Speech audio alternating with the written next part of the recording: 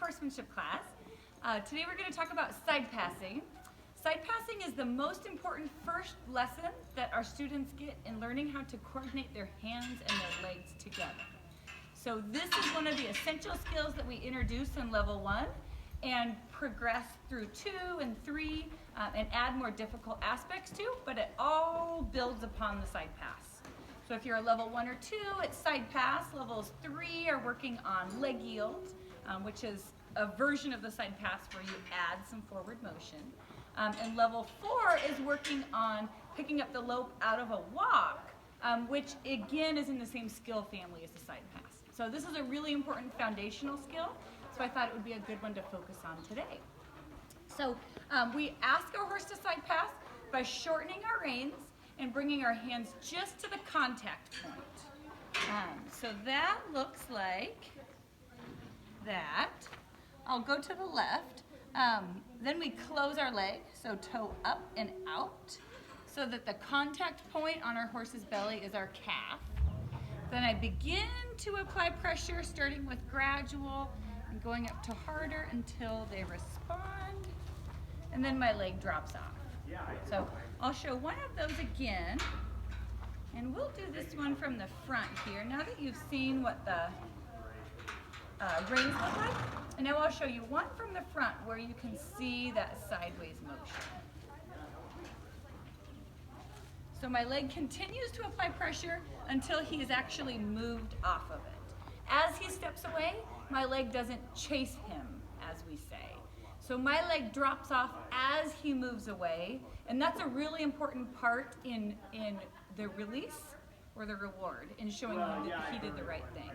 So one more time, pressure, starts gradual, and it continues to get harder until he moves, and then as soon as he moves, the leg drops off. So now we'll just give a few examples of how I do it wrong. So I'm going to move his hip over. So that was 1/4 of a forehand turn. Not a great one as Sam's looking at all of his friends coming in, but that's what that turn was. So the most common mistake students make when they side pass is not having contact with the reins. So we call this leaving the door open. So now when I put pressure with my left leg, you will most likely see Sam just walking forward. And I'm not going to block it because I want you to see what happens. So leg pressure happens, and with that door wide open, whoa, Sam walks forward. So now that same move, I'll move his hip over again. Now that same move where I have closed the door, so you can see what it looks like when he actually is blocked and moves off of the leg. So now just one more, I'll show you another common error in not releasing the leg as your horse steps away.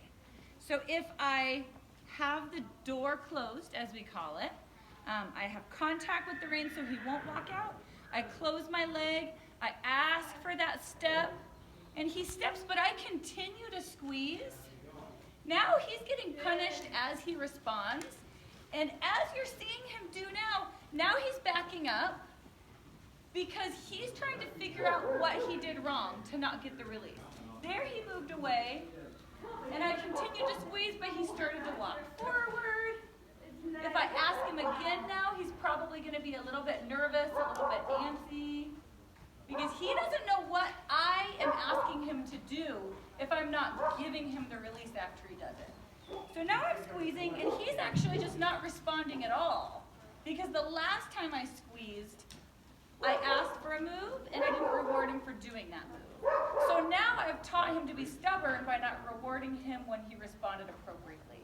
So I can't just take my leg off, or that rewards him for being stubborn, even though it's my fault for intentionally telling him the wrong thing, but I do need to fix it. So now that leg is still on, I have to squeeze really hard, and he's not moving at all because I have taught him that he will not get a reward.